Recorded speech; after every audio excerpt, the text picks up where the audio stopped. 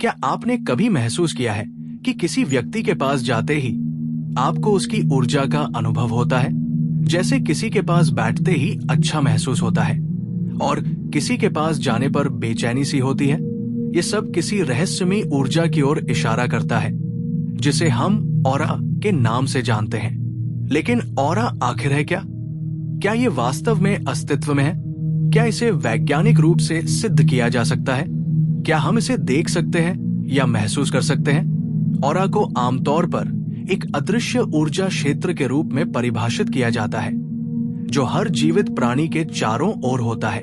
इसे हमारे शारीरिक स्वास्थ्य, मानसिक स्थिति, भावनाओं और आध्यात्मिक विकास का प्रतिबिंब माना जाता है। अनेक आध्यात्मिक परंपराओं में ऑरा को कई परतों में विभाजित किया गया है। इन परतों में भौतिक ऑरा शरीर के सबसे पास होता है और हमारे शारीरिक स्वास्थ्य को दर्शाता है। भावनात्मक ऑरा हमारी भावनात्मक स्थिति को दर्शाता है। मानसिक ऑरा हमारे विचारों और विश्वासों को दर्शाता है। आध्यात्मिक ऑरा हमारे आध्यात्मिक विकास और चेतना के स्तर को दर्शाता है।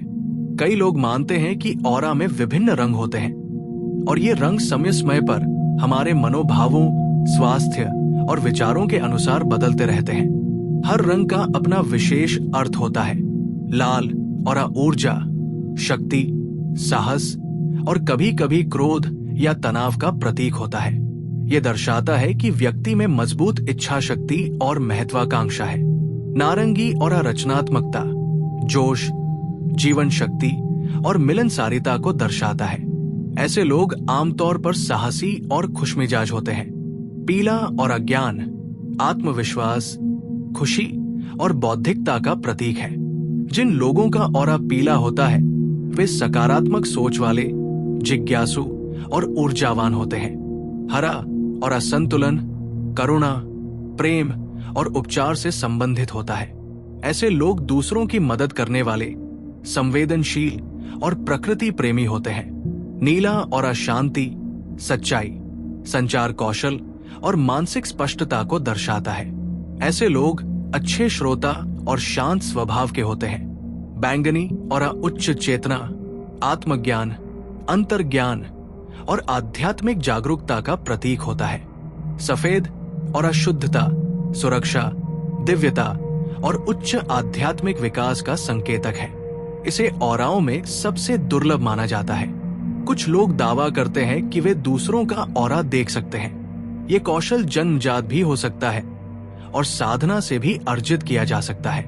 मेडिटेशन, गहरी एकाग्रता और विशेष अभ्यासों के माध्यम से भी इसे सीखा जा सकता है।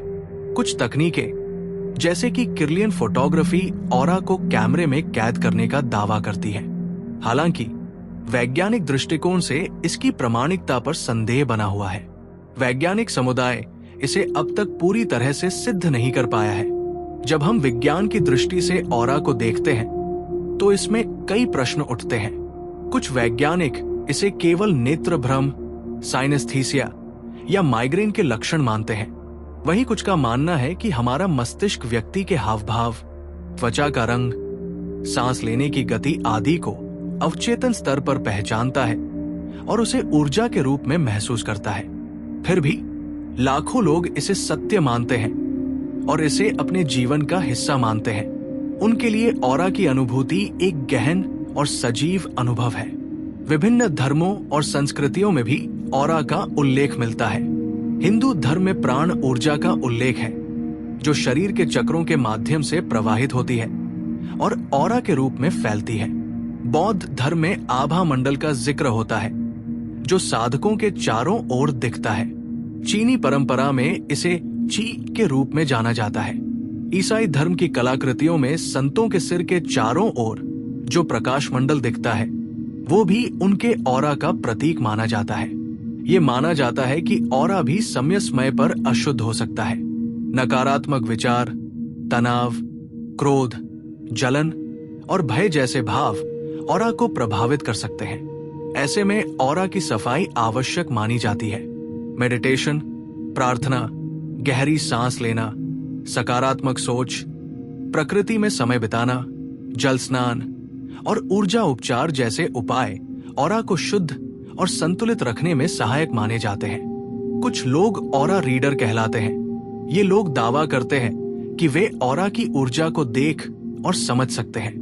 वे ऑरा के रंग, गहराई और हलचल को देखकर किसी व्यक्ति के वर्तमान जीवन की स्थिति, समस्याएं और संभावनाएं बता सकते हैं। ऑरा हीलिंग के अंतर्गत ये माना जाता है कि अगर ऑरा में असंतुलन है तो वो शारीरिक या मानसिक रोग का कारण बन सकता है।